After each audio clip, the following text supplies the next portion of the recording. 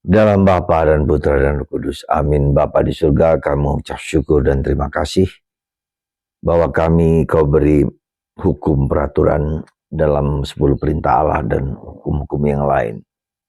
Dan itu membantu kami untuk mengenal Engkau sebagai Allah yang mencintai dan mengasihi kami, melampaui segala hukum. Tapi kami perlu untuk menjaga hukum peraturan yang kau berikan kepada kami. Terpujilah namamu kini dan sepanjang masa. Amin. Para saudara, ada dua sisi yang penting dalam hidup kita. Hukum, peraturan, ketetapan itu penting untuk membuat hidup bermasyarakat kita, bersosial kita menjadi baik. Ya. Tanpa hukum menjadi kekacauan luar biasa. Maka ketika hukum diputar balikkan akan terjadi chaos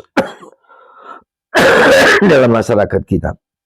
Dan itu yang terjadi, kita bisa melihat dalam kehidupan masyarakat kita akhir-akhir ini ketika orang memutarbalikkan hukum dan menggunakan hukum untuk peraturan untuk hidup seseorang atau pribadi seseorang.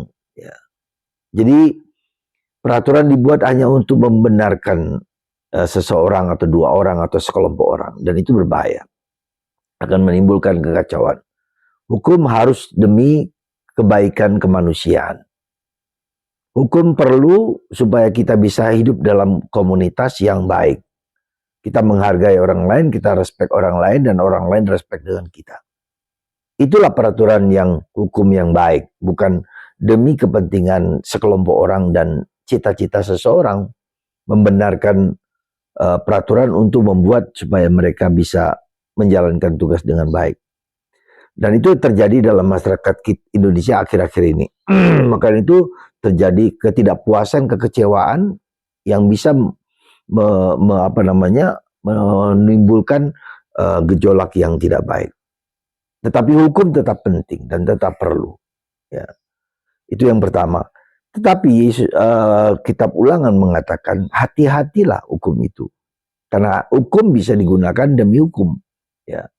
Berbahaya juga misalnya kan hukum demi hukum. Dan itu terjadi juga pada masyarakat Yahudi yang melarang orang, misalnya sebagai contoh, melarang orang untuk berjalan 100 langkah pada hari Sabat.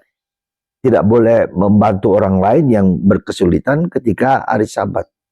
Maka ketika Yesus menyembuhkan orang pada hari Sabat, dia dikritik dan dihukum. Ya, orang ini kok bisa melanggar hukum gitu kan.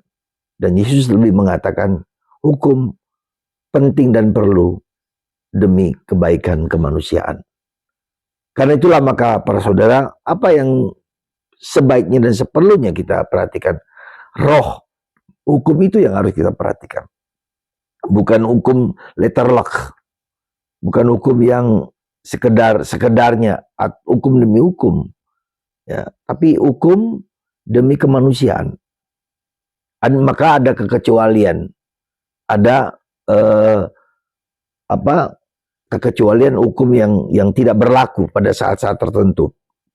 Misalnya, katakanlah pada hari Sabat orang memang mungkin tidak boleh menjauh berapa langkah atau berjalan berapa langkah, tetapi kekecualian kalau ada sesuatu yang lebih penting, lebih parah, ya lebih bisa membantu. Jadi ada kekecualian.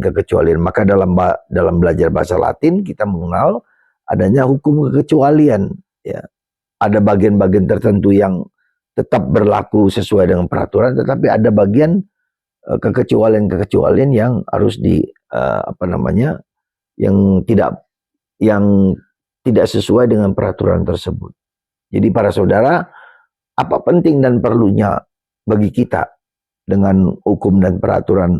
Maka Yesus mengatakan adalah tidak satu iota pun dalam dalam hukum Taurat yang akan ditiadakan, tidak.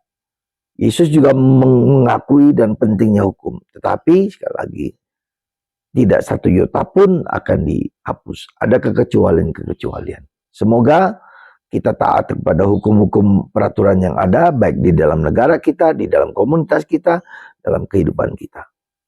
Semoga Tuhan memberkati kita, Dan lebih daripada itu adalah ada rohnya, semangatnya, itu semangat Roh Kudus. Maka kita terus-menerus harus mohon Roh Kudus, supaya Roh Kudus yang sama membuat hati kita bisa menjalankan hukum dengan sebaik mungkin. Semoga Roh Kudus kita mohonkan dalam perjalanan hidup kita sehari-hari. Tuhan memberkati Anda dan saya, dan terus-menerus kita mohon Roh Kudus untuk membimbing, menuntun kita menjalankan kehidupan dengan sebaik mungkin. Tuhan memberkati Anda semua, Bapa, Putra, dan Roh Kudus. Amin.